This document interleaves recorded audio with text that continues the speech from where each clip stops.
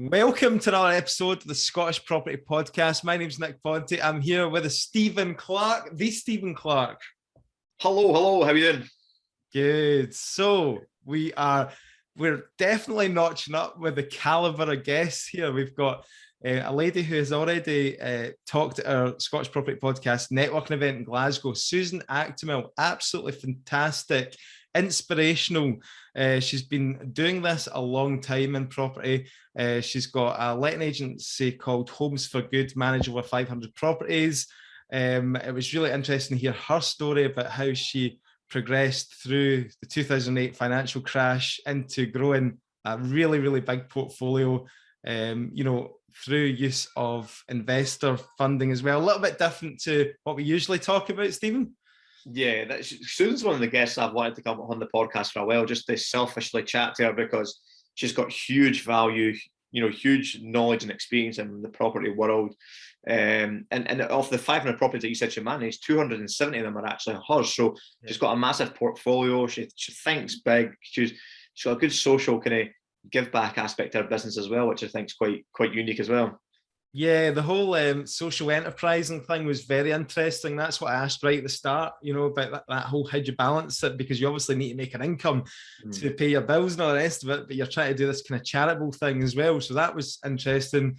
And there's just loads of value in there. A big thing about due diligence, we concentrated on that for about 10, 15 minutes, talking about ways that you can protect yourself out there in the market, whether it be sourcers approaching you with potential deals, or whether, you might be the investor that's lending the money out there, or you might be the lender who's like trying to think, well, what are these potential investors going to be looking for in me, and how are they going to do their research? So all that good stuff about going on Companies House, and also about, how the market is going at the moment as well. We touched on that a little bit at the end as well. It's good to get Susan's predictions on where things are going.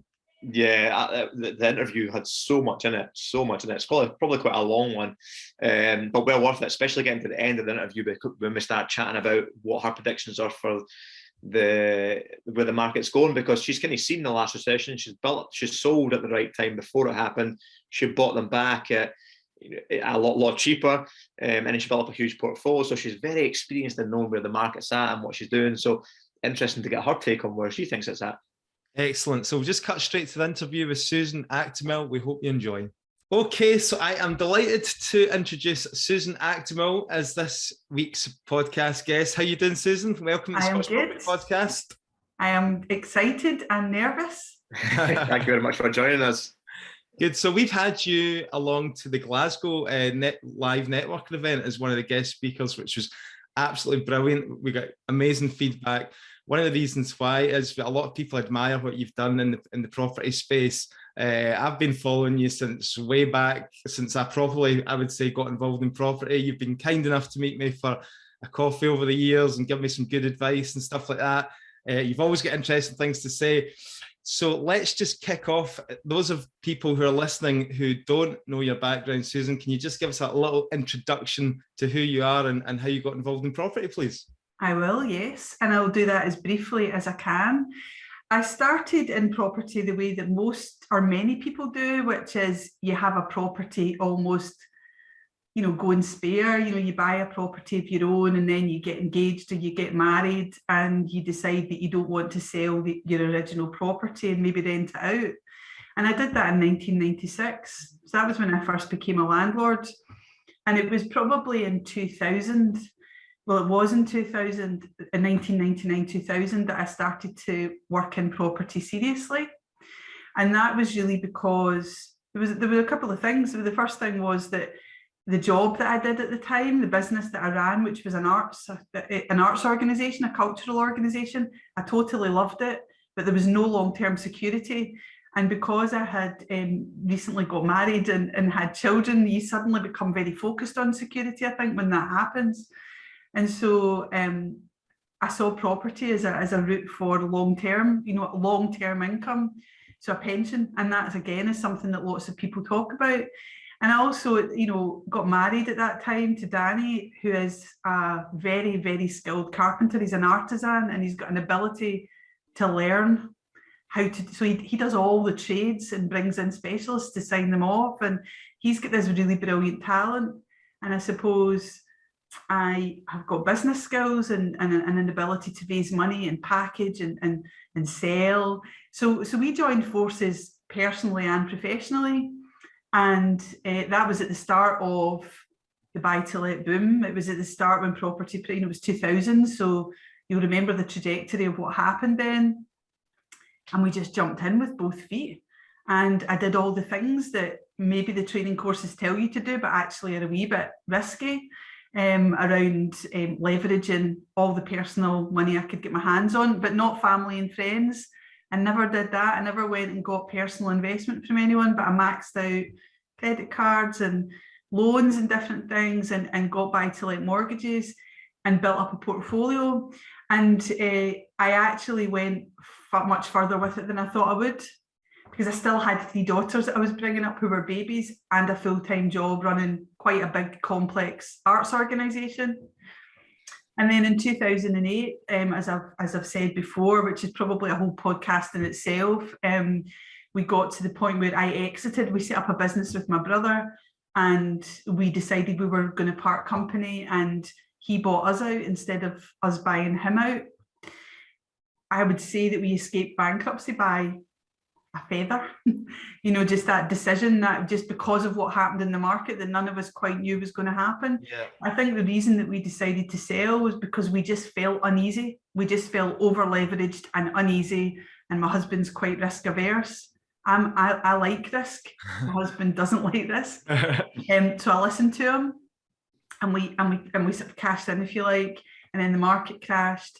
But at that time, I also decided that I wanted to do something else. I'd been running my arts organisation for 18 years, and I sort of didn't love it anymore. I just did run out of ideas, run out of steam a little bit with it, and just loved property. I think the thing about property is, to do it well, you've got to really love it. You've got to just it's a bit of an addiction. And what did you love about it at the time? What sort of thing did you love about it? I mean, so it's the same thing that I love about it now. It is the deal, and it's the excitement when you find a property that you think you can do something with. I particularly love bringing old properties back to life. I love the whole thing of taking a shell, a wreck, and turning it into a proper home. I love the cushions and curtains that go in at the end, and all this, and actually the whole cycle of taking a property, costing it, making it stack up financially, and then transforming it, and then going through the process of that becoming somebody's home, and knowing the person that goes to live in the home. So it's all the different stages of it. I actually really like the whole financial side of it as well. I understand that really, really well, and I've put a lot of time and effort into training myself in that side of it.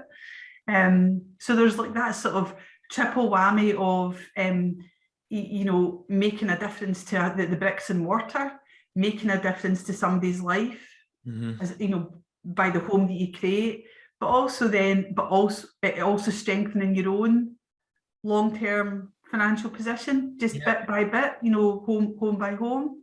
Not huge amounts, but your net worth just slowly increasing, your cash flow slowly increasing a little bit. Yeah, but it just builds over time, and so really at that point, when it got to sort of 2008, between sort of 2009 and 2011, we had built up quite a decent portfolio of our own, and we still have. We've only sold about 5% of it in the last couple of years, but we had a substantial portfolio, and it was managed by letting agents. And it was at the time when regulation was starting to kick in. There was quite a lot of letting agents were doing runners with people's deposits, and both of the letting agents that I worked with did a similar thing. So on 2 different occasions, I had to go back and take my portfolio off a letting agent and take a couple of weeks holiday from my job to go and meet all my tenants and just check that they were okay. What came out of that were a number of things. I think by the time you've done it a second time, you get quite angry. I was really angry at the letting agents and what they were getting away with, in terms of the ones that I dealt with, I hasten to add. But also I was really worried about the tenants, because they were decent people who were also getting the way that I was getting a raw deal from our letting agent, they were also getting a raw deal. And because of my background and all of the work I'd done from a social perspective, and the fact that I like running businesses which are social businesses, and what that means is they are commercial businesses with growth and job creation and creating wealth, but the social impacts are always built into everything that I do. It's just what I love to do. It's just my background. So I thought I'm going to just combine all of those things. And because I had fallen out of love with Impact Arts, which was my first organisation, I was looking to start something new. And I thought, I'm going to just start a letting agency. How hard can that be? It wasn't hard at the time, hard now, I think, but not hard at the time. And then what came out of that was then this whole property bug.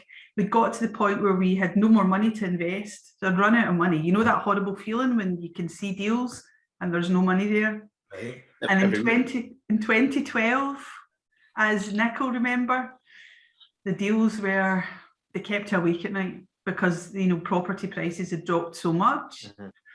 But I just saw this opportunity to just do a number of different things. But I thought property prices are low and there's so much distressed property that I think I've got a model that I can tick a lot of different boxes around, you know, creating something that stacks up financially, lots of derelict property that really needs brought back to life, and lots of people looking for a home. So I then went about raising investment, and it took me a couple of years to do, but that was so that was really where the sort of the Homes for Good, around about 2012, 2013, that was where Homes for Good really came into its own. And I think just fast forward into now, and I know that you maybe want to, you know, sort of unpick things along the way. So I created, first of all, the letting agency, and that was the first letting agency in the country to be a social enterprise, which again, as I was saying, is a business, but the profits don't come to me. That's a very simple way of putting it. So, you know, it's commercial in its focus, but there are very clear social aims where any profits that we get reinvested into. And then, so we did that, and now we manage just over 500 properties, about 520, I think it is. And we've raised to date about 20 million to buy property. So we've got a mix of around half the properties belong to landlords that we manage, and the other half belong to us. So we've bought and renovated about 270 properties since 2014. Wow. And we've got a team of about 32 people in the team, I think, employed across the different functions. So we've got our own in-house repairs and maintenance business. We've got our assets team who manage, you know, almost act like the corporate landlord. We've got our lettings, and we've got our tenancy support team. So yeah, there's a lot in there, and like you say, there's loads I want to unpick as well. One of the questions that always springs to mind is really interesting about your kind of the whole way you create these businesses, like these kind of social enterprise businesses, and you're saying that, like, obviously you don't take profits out, everything's reinvested. If you obviously got an entrepreneurial spirit and a business mind and that. If you're spending all your time, you know, building this up, and I presume at the start, you know, it was hard work, you put in the hours, you know, and there's no kind of like financial gain really from your point of view, you know, how do you live? How do you pay your bills and stuff like that? Like, do you have to take income from other places? Or? Yeah, so there is financial gain. There is financial gain for me. In terms of the letting agency, I mean, I'm able to take a salary. Yeah. But I think that the thing about a social enterprise is that it's not a charity. You don't do it for the love of it. You structure it in a certain, you know, and I think one of the things that, I mean, I do a lot of coaching with people who want to set up social businesses. And one of the things that I always do is ask them to think through what they want for themselves. You have to be clear on that first, because that then determines what you do next. And with Homes for Good, if I think about where I was, I had built a really strong organisation with Impact Arts. I'd started it as a sole trader and left it 18 years later as a national charity, turning about 2 million and having about 50 employees and about 80 freelancers working with us, and it was across Scotland. And I loved it, but there was no real gain in that for me other than a salary, and I deliberately paid myself a relatively low salary. Because I had income from the property stuff that I was doing. So that balanced out. And when we got into starting up Homes for Good, Homes for Good is a group of companies, and I don't know whether it's of particular interest to go into all the different structures, but I did look at it quite systematically. And I thought, right, well, where the sort of social side has really got a focus, I'm not going to take profit out of that. It's not profitable anyway. I don't think, running a letting agency, if you're doing it really well, it creates income and it generates jobs, but I'm not convinced it should create wealth. The asset side of things was different though, because I could see that there was an opportunity to create wealth for my family. So what I decided to do was quite unusual, quite maverick, and controversial, depending on what way you look at it.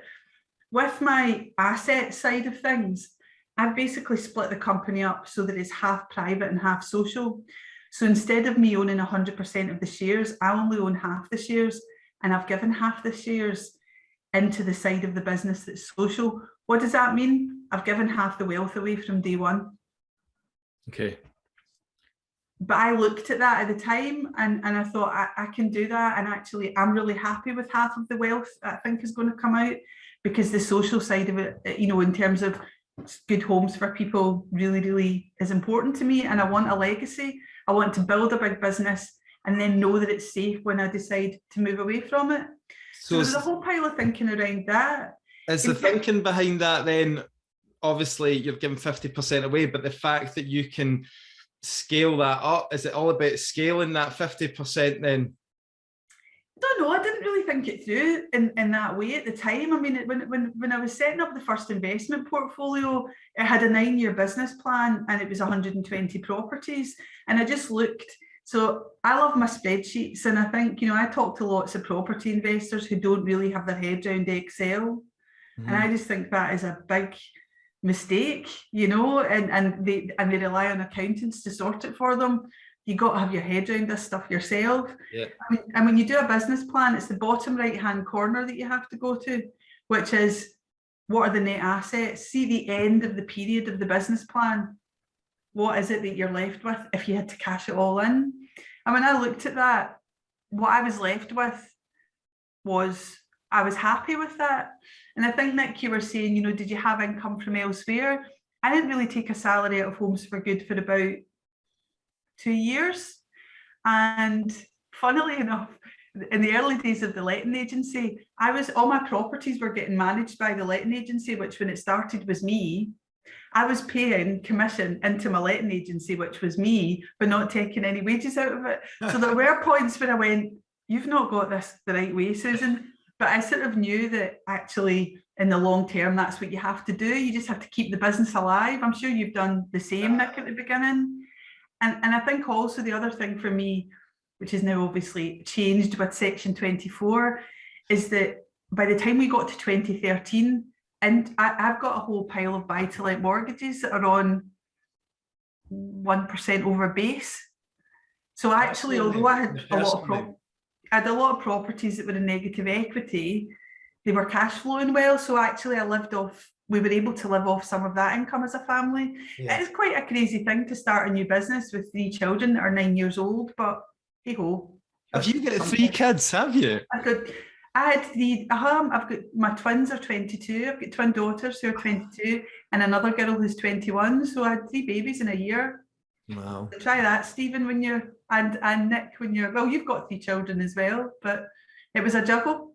Take us back to that time then when you were kind of like really trying to grow the business then and try and get that funding, because like obviously, like you say, there were good deals, you were doing your comparables on Rightmove, and you were seeing properties in good areas coming on, £60,000, 60, £70,000, and you saw them, 3-4 years earlier, they had sold for like 120, 130. So basically half the value. So like, lending was difficult back then. I remember very difficult to get mortgage lending. So how did you go about, getting the money for the acquisition? Well, this is the interesting thing, Nick. It was, all of the investment. So by the time I was looking for investment, 2012, 2013, I was working with social investors. So actually, so and that money was, there was a lot of money kicking around in the social investment space, and it was a really young type of asset class, if you like. So there were all of these investment funds, and they weren't property funds. They were funds that were looking to invest in businesses that had some sort of social impact. And they couldn't find any investable businesses. And because property is asset backed, it's secure. And because the financial model stacked up that I'd created, and because I had property track record already, and because I had social track record, I was just in the right place at the right time with the right business. Yeah. And so, you know, in the days of in the glory days of 2012, 13, 14, we'd hardly any competition to buy properties, because nobody else, the high street banks had paralysed their residential lending, as you know, and a lot of the sort of buy-to-let mortgages were just making it very, very difficult. So they were the glory days. But that was how I raised the fund. It was the unique nature of the business model that we were just in the right place and time. And obviously your track record from building up Impact Arts, that obviously helped. You were well known in that space as somebody who could be trusted, right? Yeah. I mean, I think what happened for me at that time was that at that point, nobody really knew that I was a landlord. My professional personality was in social enterprise and in social business and in the arts, but I was in regeneration and housing as well. I did a lot of work in housing, and we ran homelessness programs in Impact Arts. So I had quite a broad professional network, but I didn't really talk a lot about being a landlord. So then what I did was, and this is something that I think I suggested at the Glasgow network, I wrote up my property CV. And I think I probably sent it to you, Nick, and Stephen, that, you know, I thought I need to just now bring my property track record up. And the thing about that, although I hadn't really been particularly, I'd not publicised it that much, the thing about a property track record is you can verify it. You know, you can, if somebody says they own a number of properties, you can go and see that they own them. You can see whether they're, so I was really, when I actually documented everything I'd done in property, I was dead proud of it. So I had track record in running a business and I was able to demonstrate that I cared about the social side. And then I was able to say, and also I'm moving into this property space full time, but I have all of that track record as well. So it was just the right place and right time. I love hearing people like when we get people on that's kind of pre-2008 talk about it. I love hearing these stories, because I feel I'm sitting here green with envy that you got it right and I completely got it wrong. Like starting out in 2006 and buying when I shouldn't have, but you sold out. And then when I was starting to find all the opportunities in 2010, 11, I flipped them thinking I need to build the pot back up because you were getting repossessions cheap and you could sell them on, whereas you kind of held and built up a huge portfolio. But what I was kind of wanting to ask you there was, what was the kind of mindset shift between having that kind of portfolio and going, right, in this next 9 years, I want 120, because you're no longer going from this landlord, you're going from a serious investor and thinking a whole lot bigger. So what was the thinking behind that, and what made you think it was possible? Right, good question. So I can remember all the different ingredients. The first thing was, in that time when I was leaving Impact Arts, so I decided to leave Impact Arts without knowing what I was going to do next, which might sound like it's a brave move, but it wasn't really, because I was confident that I would do something good next, and I just thought I'll give myself time to think about it. But I was already sort of really wanting to do more in property. And then I remember going to the Clydesdale, which was my personal bank, and saying, right, I've got this property portfolio. How can you help me? And I remember it was my personal bank manager saying to me, we can't help you anymore, Susan. You're a professional landlord. This is a business. Don't chase individual buy-to-let mortgages. Mm-hmm. So he sent me away very nicely with a flea in my ear. And it made me go, right, okay, he's right, actually, when you get to this. I think at that point we had about 35 properties, and he was just like, what are you need to change your thinking around this. But then it was actually Danny, my husband. We were talking about property, and he already had a build, his little, saying the little building company is little. There was, 4 of them. It's a family business, and he only does our own refurbs. But he said to me, imagine what you could achieve if you went into property full time. So that for me was like a light bulb, because when somebody says, imagine what you could achieve if, you go away and you imagine it, don't you? Especially if you've got the support from your spouse as well, your other half, then that's a big thing as well.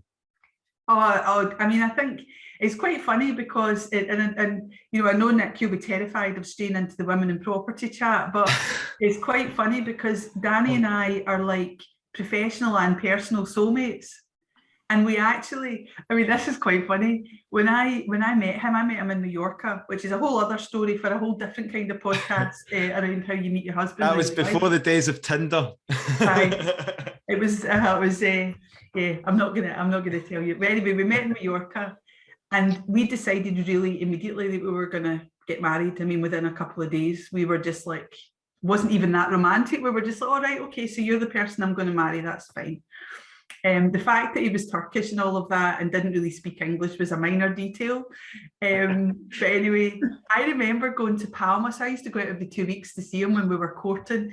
And I took a spreadsheet. I'd hatched a property business for him and said, you know how you're a carpenter and you renovate farmhouses in Mallorca? And I presented him with a spreadsheet, which I probably still got somewhere. And he was just like, I'm going to just say yes to her. But we are definitely on a life journey of our family and our property and the goals that we have, and we're doing it all for our children and creating security. That's all there hand in hand. But the other thing, so the thing was somebody saying to you, just imagine what you could do if you did it full time. Then the other thing that he said to me about the letting agency, because I was like, he said, why don't you set up your own letting agency? And I was like, why would anyone want to be a letting agent? That is just a god. Everyone hates letting agents.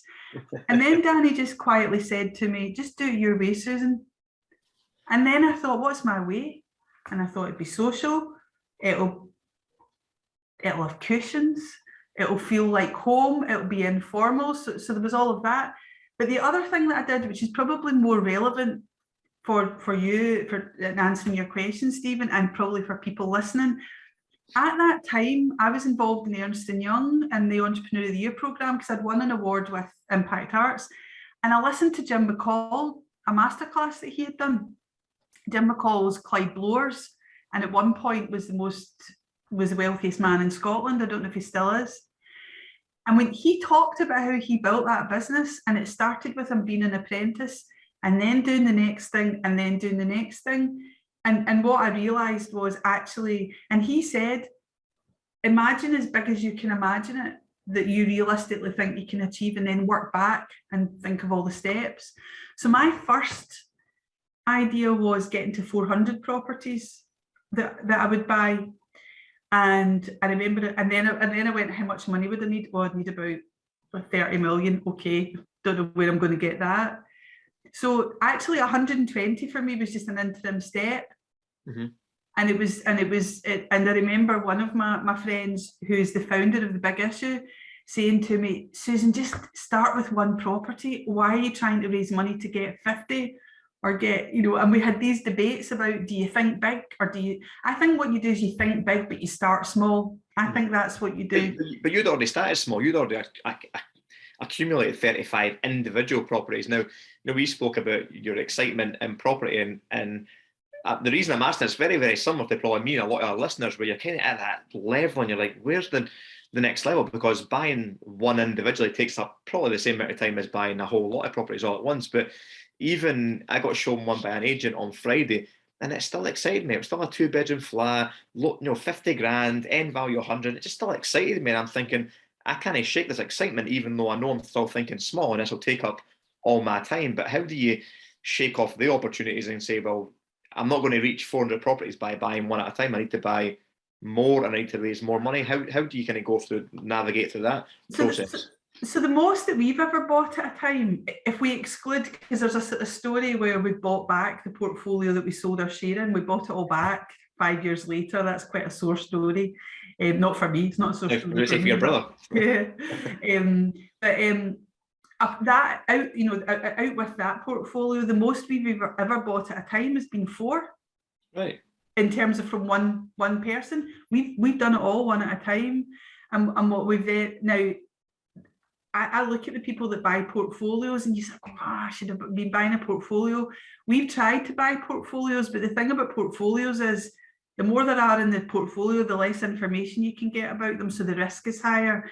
And what then, from my perspective, you have to lower your price to accommodate the risk of the unknowns. And when we bid for portfolios, we haven't really got close because there was other people that were willing to take more of a gamble. Mm-hmm. So although I say I like risk, it's really calculated and well thought through risk. So going back, if I think about Homes for Good, we have bought and renovated over 270 properties, mostly one and two at a time. Right. But the so I'm assuming there has to be a very systemized approach to that and the right people in the place to kind of do that scale. Fairly systemized.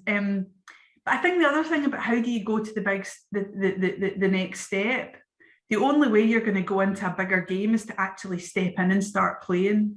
Mm-hmm. And so that whole process of documenting what you've done. So, and actually it's actually a really good confidence building thing to do. So I don't know if you've done that, Stephen or Nick, if you've done that, but if you actually just write down what you've achieved in your property career, and you see it, and it might be that you've bought and renovated 40 properties or 10 properties, or you now have a portfolio of 10 buy-to-lets or 5 buy-to-lets, that will be enough to take to a bank manager and then see what they say. And there are lenders and bank managers at every level of this. There are people that I talk to that say, we're not interested in talking to you about less than 10 million. Mm-hmm. And there are other people that go, our lending limit's 500,000. So you almost, once you've got your CV, you start knocking on doors. And the thing that, I think it was Michelle Mone that I heard say this, so I'm not really, she's not one of the great sort of global business leaders to quote, but I remember hearing her saying, every no takes you closer to a yes. Mm-hmm. And it is totally true. And that was how I did. So in the early stages, loads of people, everybody said no to me about my business idea, apart from one investor in London who said, I quite like that. And I quite like you. And I thought, I quite like you as well. He's going to give me the money. And they did. So there's just something about jumping in. I think there's a really good lesson in there, like basically what you said about documenting right at the start and writing out your property CV. Like, this is what we talk to people all the time about. The reason why myself and Stephen do so much social media now is because this is us documenting so that people can see the track record if they are watching. Obviously, I know what you're saying about going to more a traditional lender or bank manager. They're not obviously going to be looking on Instagram for you, but same applies for, private investors. If you're looking at, approaching your family, your friends, your network of people that might have a spare £50,000 in the bank, then I think documenting, like you say, showing people that you've actually done it, even if you're right at the start of your journey and you've only got one property, right from the word go, that one property, make sure you get that on social media just so that you can show people what's achievable. So very good lesson, Susan. Yeah. Let's talk about you. I mean, when you bought these hundreds of properties, you must have, you were doing a lot of viewings yourself, because I used to see you out and about and stuff like that. So, you're doing the deals, you like doing the deals. Let's talk about due diligence then. This is you're quite passionate about this, and you see a lot of people kind of jumping in, make mistakes. Can you give us a wee kind of breakdown about what should people be doing to kind of prevent themselves from falling foul of potential sharks out there or bad deals? Due diligence is something you hear it bandied about. It's one of these terms that you hear it so much that actually it doesn't mean anything to anybody anymore. And it's just basically fact checking. it's just going in with your eyes open and knowing what you're buying or who you're dealing with. So where would this apply? Give us a kind of example so the listeners can relate. So there's a number of places that it would apply. So for example, if you are an investor thinking about investing money in somebody, so I think that, you know, you documenting through social media is great. You know, I think that's another way of documenting things. But there's a lot of nonsense on social media as well. Mm-hmm. So you might have somebody saying all the time that they're smashing it and they've got all of this pipeline of deals and all of that. And you might be an investor who thinks, I'm quite attracted to it. I quite like what they're doing. You can see what they're doing if you go into Companies House. Or you can see what they're doing if they say, yeah, I've built up a buy-to-let portfolio worth £3 million. It's either going to be in a limited company or it's going to be in their personal names. So you're either going to see it on Companies House under the limited company, and then when you go into Companies House, you'll see the charges against all the properties, or you go into the land registry, you put in their name, you put in the geography, and you'll see all the properties that they own. So that's a way of an investor checking if what they see on social media is the real deal. Now, sometimes people have just started their business. There are lots of people, particularly in the last couple of years, there's tons of limited companies getting started, and it takes, what was it, 20 months or something until your first set of accounts would be lodged. So sometimes there will be no information about somebody on Companies House. That's completely fine. But at least you know that when you're going in. Yeah, then you can see their track record of lack of track record. Then if you can yeah, and if there's a lack of track record, that's completely okay, because I know that there'll be lots of people going, well, how do I? That's not fair. You know, how do I get on? You just have to accept that you've got a lack of track record or a lack of a paper trail. That's where you really sussing the person out. Aye, dig that a little bit deeper on that person. Yeah. Yeah. So that's one thing. In terms of buying a property at auction, you know, I mean, I buy property at auction regularly, and sometimes I I don't make many mistakes now, but, you know, I made some mistakes at the beginning. Your mistakes, your due diligence, that's for sure. You don't make the same mistake twice. Can you give us, while we're on the mistakes, can you give us any mistakes? Yep. I bought a property where this was particularly sharp practice, actually. I bought a property at auction, and there were clauses that one of the ones was the notice of potential liability. I don't know whether this was a mistake or whether it was bad luck, but we knew that there was an amount of money that was a notice of potential liability, and by the time we settled, it had jumped by £4,000. And just to explain to listeners, these are outstanding factors fees, right? Yeah. So if you download the title deeds are £3 to download, as you know. You set up an account, say you're a property developer, and with the land registry, and you download the title deeds. And I'm amazed at how many property people don't do that. You know, they don't do it. And then you look at them and you go right to the bottom, and the title deeds tell you a lot of what you need to know about the property, who owns it, what they paid for it, whether it's got a mortgage on it. And then right at the very bottom in the burdens, it tells you whether it's always right at the end, whether there's a notice of potential liability from the factor. And the challenge there is that it sometimes doesn't tell you the exact amount. So I've got an average amount that I always allow for if I see that. And it's only once where it's been way more than the average amount that I would allow for. Yeah. So that's something. And then I think, you know, there's also doing due diligence around buying a property. Who else is in the building? Who are the other owners in the building? Is it factored? Who's the factor? That's a big one for us. We have properties where we won't buy a property if we see a certain factor or factors, plural. Because why would that be? Well, because of the cost. Well, one, because of the cost, and two, because our experiences that they're not particularly good. So, you know, if you've got a factor who you know to be expensive and to be difficult to deal with, that's going to erode your income out of your rental income. So, and also, you want factors that you can really work well with. So there's better factors than others, just in the way that there's better letting agents than others. So there's that sort of due diligence, but just knowing what you're going into. And then I suppose the other one, which comes up quite a lot, is working with building contractors, isn't it? You know, and that's quite difficult because there's lots of small businesses that are sole traders or partnerships and things. But there is something about getting references, seeing their work, and also doing a company's house check and looking at their accounts on company's house and whether their accounts are overdue, whether on their balance sheet they owe a lot of money to the tax man.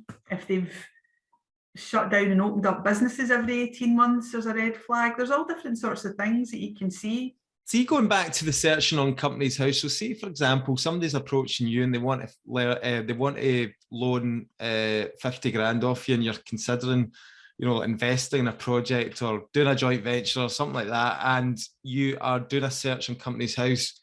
You put in their name, you find them. What sort of things kind of start ringing alarm bells? So it's really simple for me. It's a really simple thing. All I want to see is that what they've told me is true. It doesn't matter. I mean, all I want to see is what they've told me is true. That's it. Right. And the minute you see something when you're doing your due diligence that doesn't tie in with what they've told you, then you go, they didn't tell me the truth about that. So it's about trust. Really. What sort of info can you get from the company's house? Let's say, for example, let's turn it around and say, Nick, I want you to give me £100,000 because I have seen this cracking property in Largs that I'm desperate to buy, and it's a great deal for you, and blah de blah. And I know Largs really well. I've got lots of experience. But I've got a block of flats down there, bought it 10 years ago, rents really well. So that's what I'm saying to you. If you go in and look in company's house, in my husband's company, or my and my husband's company, Mados, you'll see that there's a bank that's got a charge against properties. It may or may not say Largs, but if you then look at the company name and you go into the land registry, you'll see all the properties that we own in Largs. So what is happening there is that what I've told you, you can verify what I've told you. That's all it is.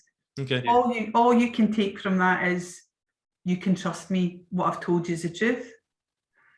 I might say the same thing and I go, yeah, it was my company that bought them, and you can't find any trace of it anywhere.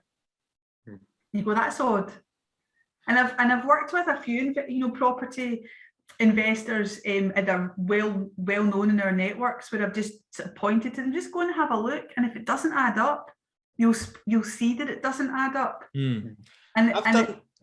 It's interesting because we've had people kind of get in touch with us over the last few months. We've had a couple of people reach out and they'll question our guests, and they'll question, they're not who they say they're going to be, but you take people at face value. Obviously, we bring them on a podcast and give them a bit of a platform.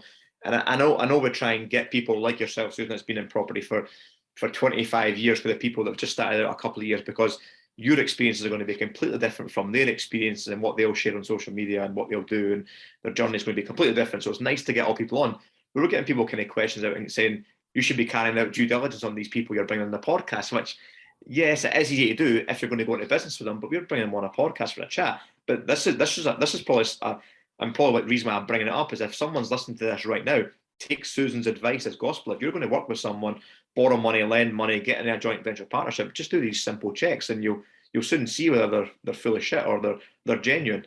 And that can be our disclaimer for everything. We'll just do it now. So yeah, I mean, I think the other thing that I've done in the past, checked out various property gurus, trainers, whatever you want to call them.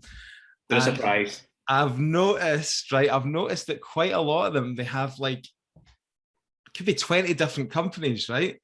And half of them have all been, I think they call them dissolved or something like that on company's house. So if you came across that, Susan, what would spring to mind? Does that say anything about a particular person, or is that quite normal?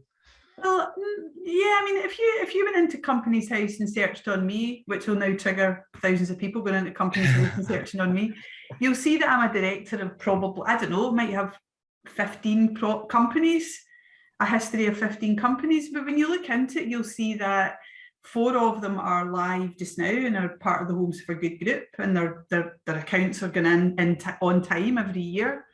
There'll be my husband and I's company. Then there'll be the company, the company that I was involved with my brother. And then there'll be the impact arts companies that I created. You'll be able to look right back to the history, and it will follow. See, if you looked at my LinkedIn profile and looked at Companies House, you'll be able to see. Yeah, that's a good point. Good point. If you see companies getting dissolved repeatedly, it depends why. If somebody, sometimes you set a company up to get the name. People set up a limited company to just bag the name, and then they don't do anything with it, and it's dormant, and then they don't lodge, they don't realise you've got to lodge dormant accounts, and it gets dissolved with a vol, and nothing's happened in it. That's different. But I think, if you see trainers, coming and going with lots of different companies, it would be the same as in any industry. You just have to ask why. Why did that happen? I think sometimes if it's going to be development focused, there'll sometimes be set up for development and then be collapsed after the development's fund or didn't go through, they dissolved it. But like you're saying, it's quite an interesting one when you delve into some people. You kind of see that bit of due diligence. But there might be a genuine reason for it. Or you just need to ask why. You just and ask why, not in a suspicious way, just in an open way. So it depends on how able. I mean, one of the things that I have noticed in some training companies that I've looked at, because I do nosy about in Companies House, is, and I think I said at the podcast, Facebook shouldn't be your best friend, Instagram shouldn't be your best friend, Companies House should be your best friend if you're in property, because just what like even when we're working with a landlord lead, I have a wee look to see if it's the only property they own or whether they own more, so that before you're talking to somebody who you're dealing with. But you do see sometimes that you've got trainers talking about all these property deals that they do, and you can't see a lot of evidence of the property deals, but the business that's got cash in it is the training company. You see stuff like that across the UK. You got to just. This is great now, because obviously, like in the last couple of years, pretty much everybody who, obviously everybody should go and see their accountant to get the best advice, but pretty much everybody that invests in buy-to-let now who's pretty serious does it through a limited company. So this is even more relevant now, because obviously there's the argument back where people could say, well, I'm not on Companies House because I own them in my personal name, so you're not going to find them on Companies House. But now, I think yesterday I read there's a 23% increase last year on the number of incorporated limited company buy-to-let, companies. So this is how everybody's doing it now as well. So it's really relevant. It's just about checking out information, and then if that throws up questions, and if you are going to go into business with somebody, or you are going to invest in training with somebody, you've got the right to ask them why. Why did you dissolve that company? How would you feel about I see all these people they're raising this angel investor finance and all the rest of it, which is great. I mean, I want to do it myself one day, but I often think to myself, they're getting all this money, £50,000-100,000, and it's unsecured loans. There's no charges a lot of the time. So if things go wrong, basically there's no kind of comeback. If somebody approached you for an unsecured, if you were an angel investor, if you put it on the other kind of foot, how would you feel about giving 50 grand to somebody without a charge in the property? Do you know what I mean? Wouldn't do it. Yeah. Nobody does it with us. I've got the biggest mortgage in the universe. Nobody, I wouldn't expect anyone to invest in Homes for Good. The only time I have had angel investment actually into the letting agency, I had it into the letting agency in 2013 or 14, right at the beginning, for working capital. And the woman, she was a relative of one of the people on our board, so one of my fellow directors, and she said, I'm backing you, I completely believe in you, and I want to help you. And it was unsecured, and she, and she was quite a high net worth. She died a few years ago. And she was my mentor as well. So we had a relationship where she had lent this money on really quite favourable terms as an angel investor, and she was mentoring me. So she was close to the business. She could see the business performance. So that was her security, if you like. Yeah. But actually, she had all of the best sort of deals that I've managed to do in terms of raising money is where people have backed me.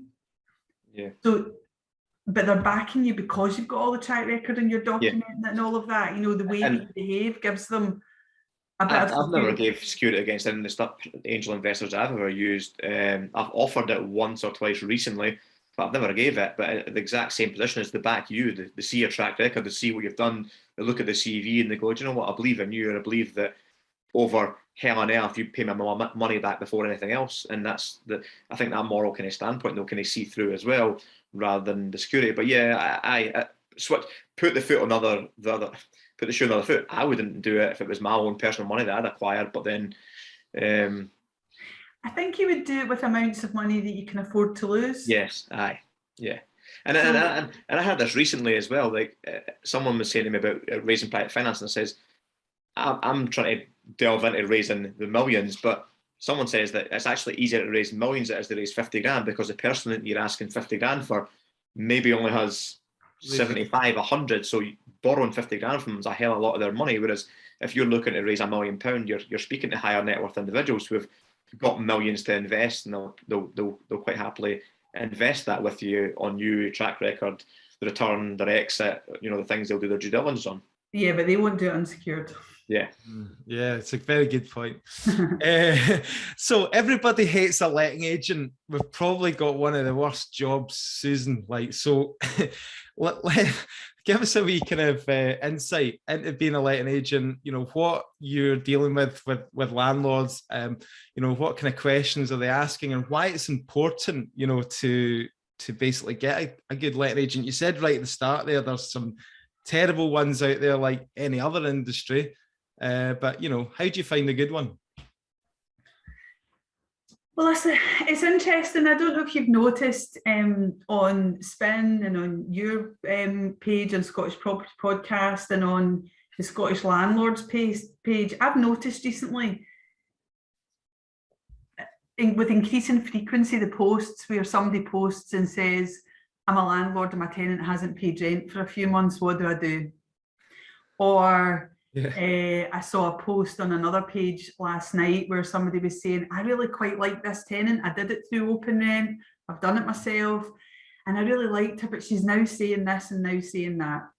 And my heart sinks when I see that, because, there's a whole, I think it would be brilliant to do a proper debate about for and against letting agents, just do it as a proper debate. How you find a good letting agent, I think it's the same. Due diligence, look at their track record. Don't just go on how they present themselves on social media. That is a factor, but look behind. Are they regulated? Are they a robust business? Who's in their team? How many of their team are qualified? All of those different things. Talk to other landlords. There's a whole, in terms of finding a good letting agent, that's just the way that you would find it. You do your homework in the way that you would do your homework if you were buying a car, or you were buying a washing machine, or getting an accountant, or getting a lawyer. I think the thing that bothers me sometimes is that letting agents seem to be a commodity. And I think we talked about that, Nick, that you get the sort of right move landlord inquiries and they're talking to 10 different letting agents and focusing in on, quite often focusing in on the price. And actually, a letting agent is managing a significant investment. Letting agents have a massive responsibility. And I don't know if you've done this, Nick, but I have, where I tot up the value of what we manage on behalf of landlords. And see, when you actually put it like that, you realise the scale of the responsibility you have. And now, because of letting agency regulation, we are right in the middle. It's not just the landlord. It's like we've got a responsibility and a duty to do things properly. And I think now, as regulation is becoming more and more onerous, and I think what we're seeing now are just the real impacts of COVID and the sort of cuts in income and all of that. you're just seeing more and more landlords getting into a little bit of bother because they think they can do it themselves, but they maybe don't have all of the experience, or they've maybe made a mistake in serving, doing the paperwork. And that's, I think if you're a serious investor, like you say, Stephen talks about this, and I really like his, outlook on that, mate. If you're a serious investor, Stephen. When I see that same post, Susan, that just kind of makes me want to face plant my hand, because it's just like two things: self-managing or questioning fees from a letting agent. And for the difference of what we're talking, like 1 or 2% people try and negotiate, how much is that on a fee? And like you say, if you're managing someone's asset that's worth 100 grand and you're quivering over 1%, are you going to then get the crap quality landlord agent because you've went for cheap rather than the one that are competent and can do their job right? And manage it just seems like so small thinking. Now, I'm asking you the question, Susan, how to grow to 270 properties. Someone will ask me the question, oh, well, how you built up this portfolio doing this? Well, I didn't fucking self-manage for a start, because if you concern yourself with every single small detail and tenant checking and the call at 8 o'clock on a Sunday night when you're away to go and tuck into your roast dinner or go and get a glass of wine and the phone's on maintenance, you're not going to grow your business because you're focusing on all that. That's what you should be employing a team to do. So there's something about small thinking and big thinking, and I think you've touched on it, Stephen. And when I think back about when I was growing my first buy-to-let portfolio, I bought the properties, I found them, I furnished them, and I'm laughing because I was doing this when I had 3 babies, and I literally took my girls. And I see Gillian Green doing this. You take your children, you plonk them in the living room with their toys, and then you put the curtains up in the flat and you furnish the flat. I was doing all of that, and my husband was so I was buying the properties, my husband was renovating them, but we then handed the keys to the letting agent. Now, we made our letting agents were not great, and that was why I decided I was going to create the letting agency that I want to have. Yeah. But it enabled me to grow because I wasn't having to do all of those things.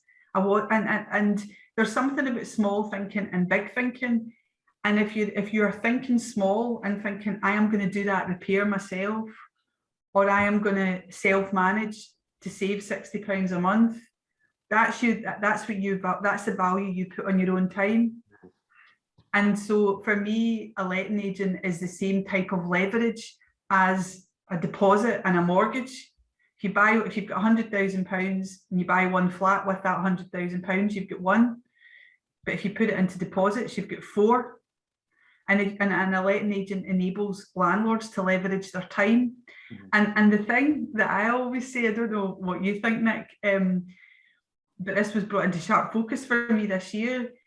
If you have a letting agent, it's the letting agent's, the 8 o'clock phone call on a Friday night is the letting agent's problem. It's not your problem.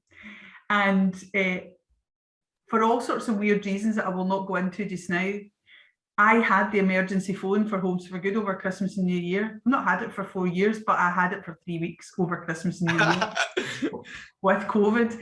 Dead interesting, actually. Dead interesting. But the point is, Boxing Day, 9 o'clock on Boxing Day, one of our tenants' heating and hot water has gone off. Can you imagine on Boxing Day or on Christmas Day as a landlord? Where do you start with that? You've got one gas engineer who's your power team. You don't have a network, so it's all of those things. It's about how you value your own time. And I think the other thing, and this isn't really talking about letting agents, this is now about big and small thinking. You can only do one thing at a time. Or do it well anyway. Right. You can only do, but physically, you can actually only physically do one thing properly at a time. So if you're spending time, so we've got, if I think about, what's going on at the moment, and Nick, I'm sure you'll be finding this as well. I'm not quite sure why the market's like this, but you can put a 1-bedroom flat up anywhere in Glasgow and you will get hundreds of inquiries within 24 hours. Not 10 inquiries. You could get 120 inquiries within 24 hours on that property. We've got. This gives me anxiety thinking about my phone ringing that amount of times. But that's the reality. So if you put it on through open rent, you're going to get that number of inquiries. Now, at Homes for Good, we've got a full-time person whose job it is is to deal with the initial inquiries. That's the volume, and to get the viewing set up and do the initial questions to just check that the property's the right, an initial check that the property's the right thing and answer any initial questions.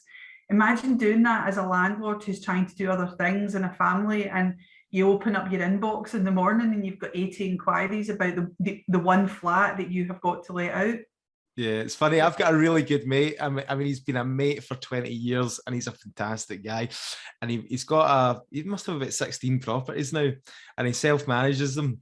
But because I'm a really good mate and I'm a letting agent, obviously he's on the phone to me constantly. So like, I think it was on Sunday there just past, his tenant had phoned him up about a broken fridge freezer. And I received like 3 calls from him throughout the course of the day, absolutely stressed out as nut. He was like, I need to go and sort this. I'm like, what should I do now? Should I just get a freestanding one, or should I get an integrated one? Should I do this? Should I do that? I was like, mate, just get a letting agent. I'll do it for you if you give me the money. Well, this is the thing, and I think when I took my own portfolio back from the letting agents before I set up Homes for Good, I mean, it was a salary that I was paid. The number of properties that letting agent had from me, it was the equivalent of a salary, so it wasn't a small amount of money. Mm-hmm.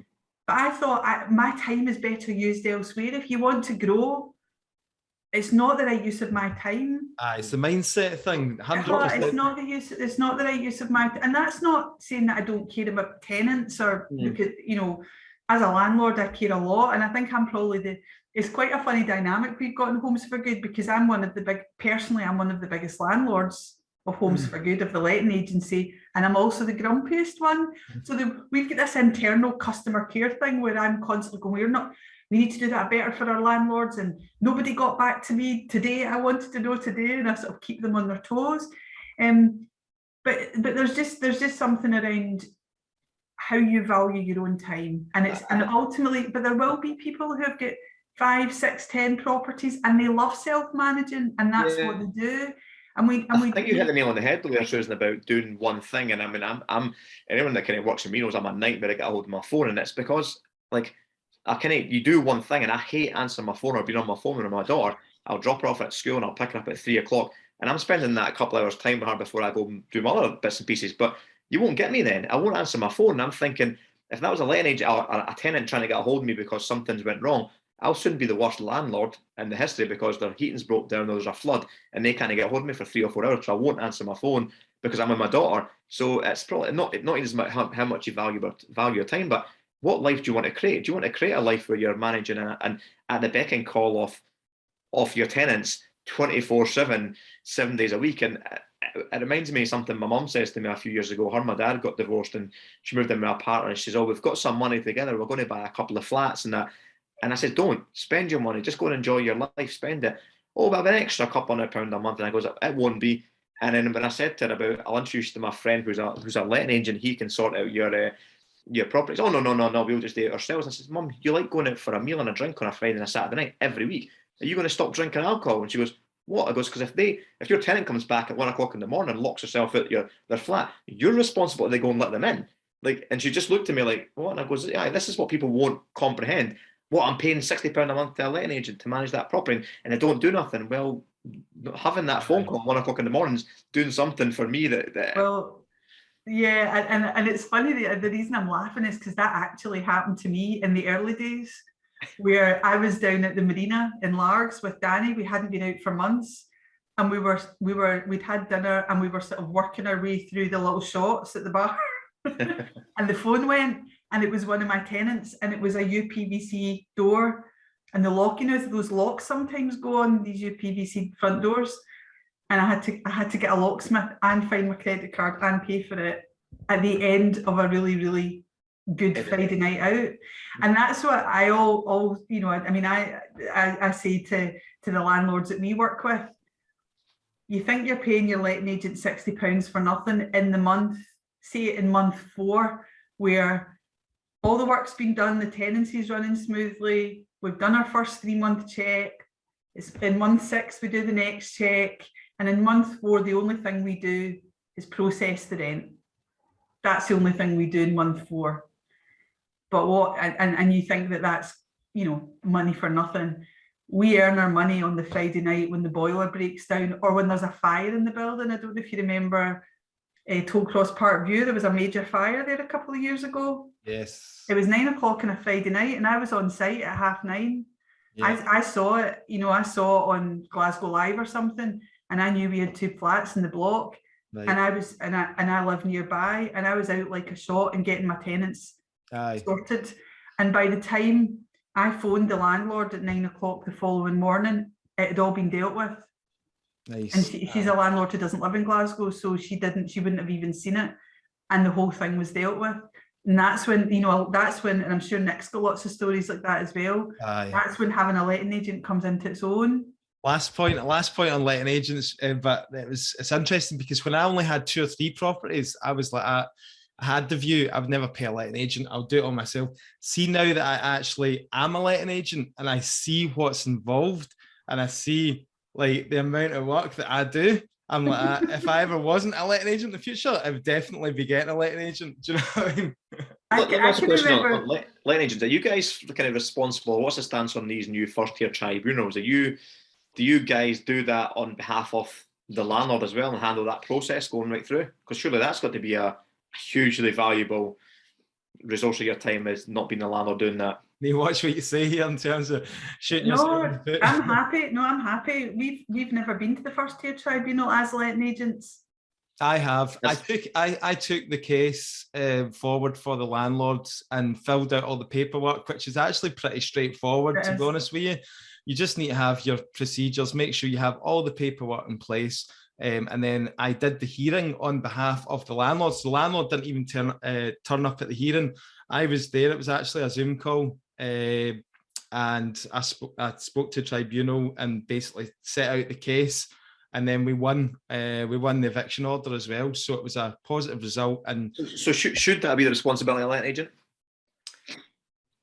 Well, I don't mind doing it. It didn't take up a huge amount of my time. A lot of other letting agents do charge for that service. Would I charge for it in the future? Maybe I need to review it. But at the moment, I don't. I just do it for landlords. Not sure about you, Susan. I'm not. Well, I think I need to ask Alice, my colleague, who runs all the sort of governance and the compliance stuff at Homes for Good, and ask her view. Our view is that it's our job to make sure it never gets to that point. Yeah. So I'm around. For me, it's around avoidance, and what I would be doing is, and there will be times. I mean, we have got to a point where we've had to go down the road of evicting tenants. Very rarely, but it does happen. Would I help a landlord at a tribunal? Yeah, I think we would. But it's our job to prevent that from happening.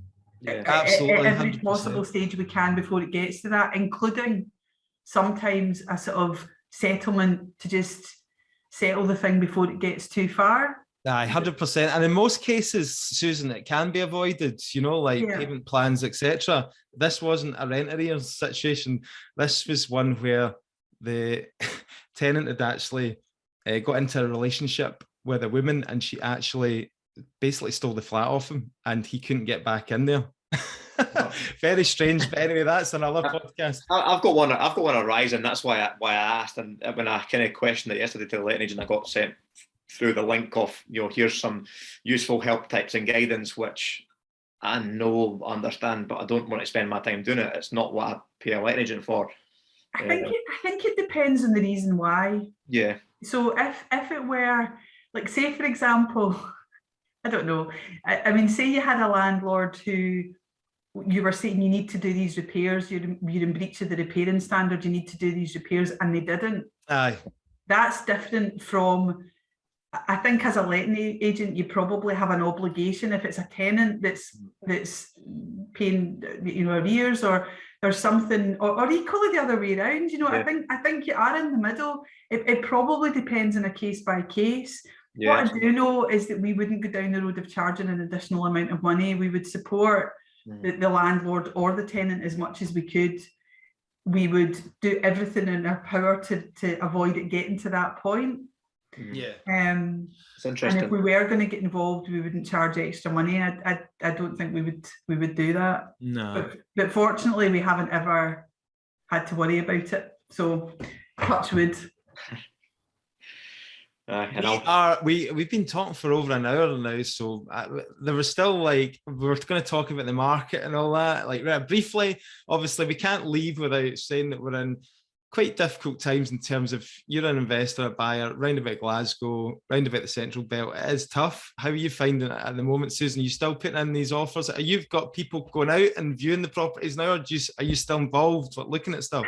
So I'm still involved in buying property. We have systemized it and we've got, there are a team of people that work alongside me, but I'll do the final sign off of a property. So normally what will happen is I'll spot it on Rightmove or wherever I spot it, and I'll then assess the numbers and I don't do the bit in the middle, and then we discuss it, and then we decide whether we're gonna buy or not. I'm not rushing to buy right now, and I'm not sure I subscribe to the anytime you buy, it's a good deal right now. The best time to buy is now. I think we are getting to the peak of the market. Whether it starts to turn next month or in 6 months, we don't know, but we're at 2007 levels. And Stephen, if it's any consolation, I bought some corkers in 2006 and 2007 that I still couldn't sell if I was selling them today. So I find it very interesting as well, because I feel like looking at it from with that kind of peripheral vision of seeing the last recession and seeing the way the market's going right now, I'm very much the same. And I travel back and forward Aberdeen every week buying properties up there because it's not following the same trends as everywhere else is following. And I still wanted to grow the portfolio last year or two. And I felt like buying something in the Central Belt where I usually invest. I've never bought nothing here for 5 years now because it's just got hotter and hotter constantly. And I probably would have done all right if I bought 3 or 4 years ago, but I definitely feel we're at this peak bubble again. And it will, and I think the bubble will burst at some point soon, and by soon, who knows when? I've been saying that probably for about a year now, but it's not going to be in 5 years. It could be in 3 months, it could be in a year. And the only thing I would say is, can you afford to take, and I think, I don't know if it was Nick or somebody I heard saying about, property it has to be long term, if you can afford to sit on it for 10 years until it recovers a bit. If you look at, say, Toll Cross is a brilliant example in the East End of Glasgow about, it follows the patterns of the market.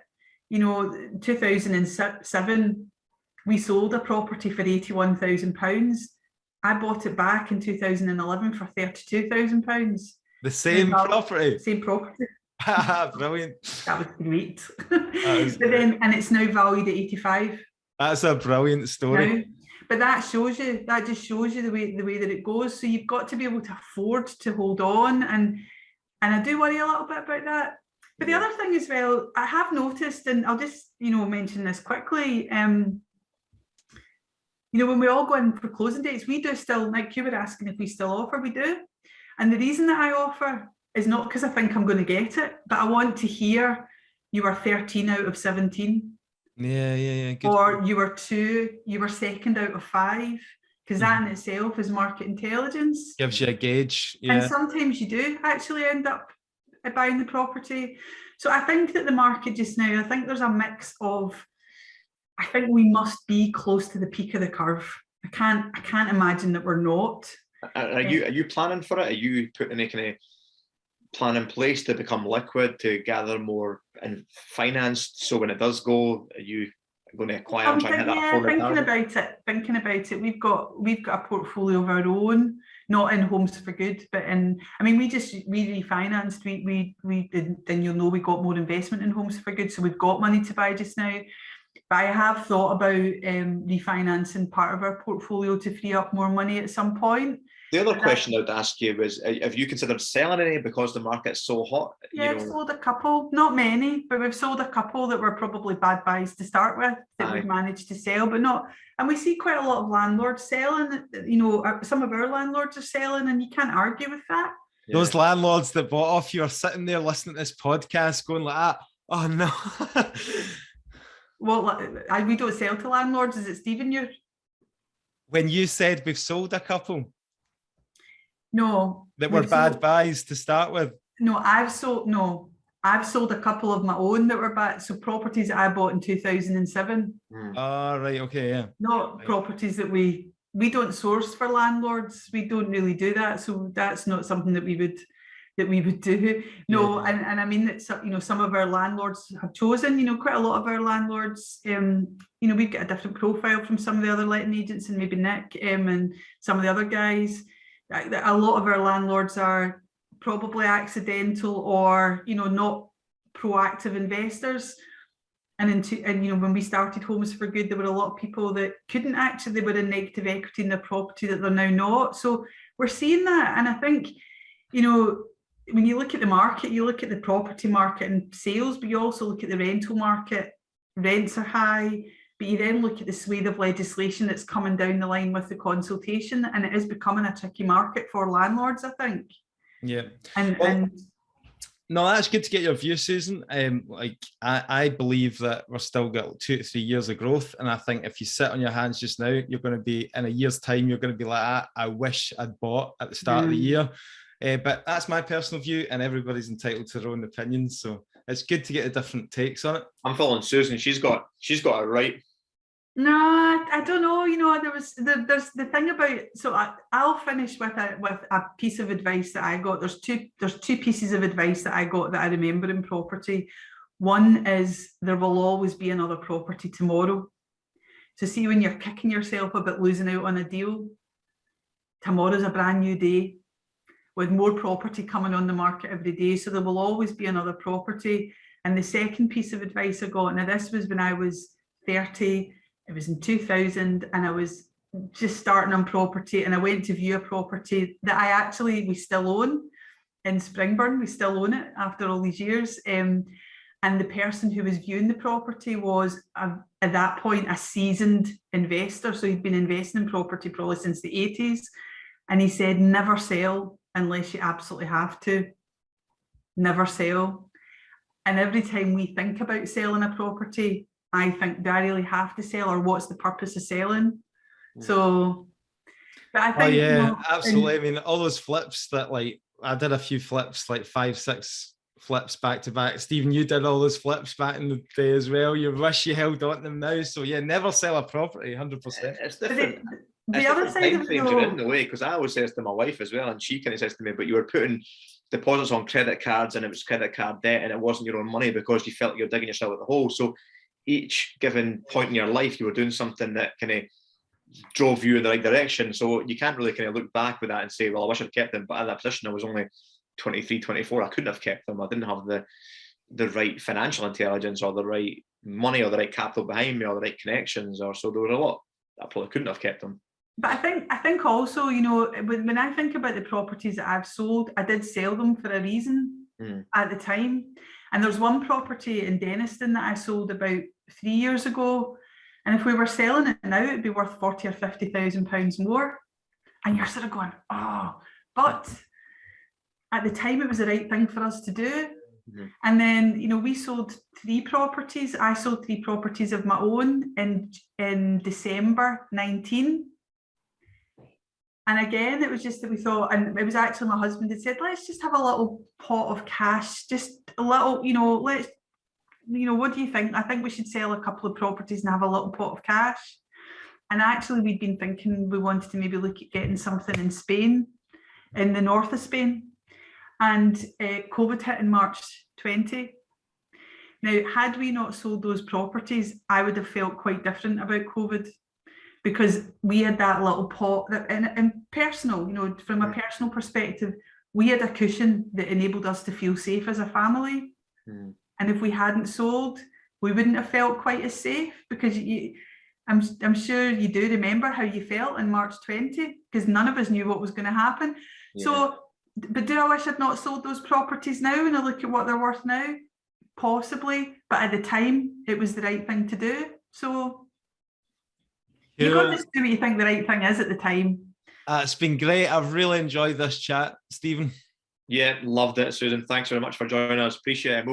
We'll put on the show notes the links to your social media kind of platforms as well, so people can check you out and go to your website and stuff as well.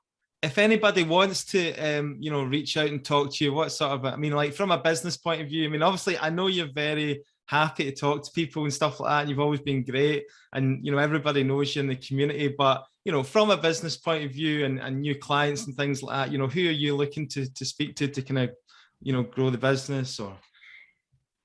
Well, I mean, I think there's a couple in terms of who we would want to talk to. Obviously, you know, I have got goals to grow the letting agency this year quite substantially. We're looking to acquire a letting agency this year. We're looking to grow our landlord base. So obviously happy to talk to and want to talk to people about that. Really happy to talk to people about how they might get more involved in social business and the idea of being able to have a financial return and create social impact through their property. And we've got webinars that we run in Homes for Good on that. I mean, the best way to get a hold of me really is through LinkedIn or Facebook Messenger. I don't really do a lot of, I don't add lots of people that I don't know onto my personal Facebook. I would rather do it through LinkedIn. I'm really easy to find on LinkedIn. With a name like mine, you can't hide. So that's probably, or just through the website, you know, it's the easiest place. Or I'm quite active on Twitter, just easy to find. Great stuff. Thanks for your time again, Susan. It's much appreciated. Good to see you both. Right, Susan, thanks very much for that. I appreciate that. It was a really good chat. So guys, I hope you enjoyed that interview. I know myself and Nick certainly did. We covered so much ground in that interview. We could have probably broke that down into 3 or 4 separate podcasts and delved in deeper, which I'm sure we'll get on in the future. Nick, what's been happening and what's coming up? February the 2nd, so Wednesday, February the 2nd, we are back with a full card of events for our networking events. So Aberdeen, Dundee, Edinburgh and Glasgow with some fantastic guest speakers. Guys, head over onto Eventbrite and book your ticket. It's only £20 and you'll get great value out of it. I mean, even just if you make one good connection, then it's going to be worth your while just to attend. And if you come away with learning something as well, then it's, you know, going to be a bonus too. We've found them really good so far, Stephen. Yeah, absolutely. I'm going to be attending the Aberdeen one and Nick's doing the Glasgow one with Gillian Green. So yeah, we'll be at those events. So hopefully see you guys there. Thanks very much, guys. Speak to you again soon. Thanks.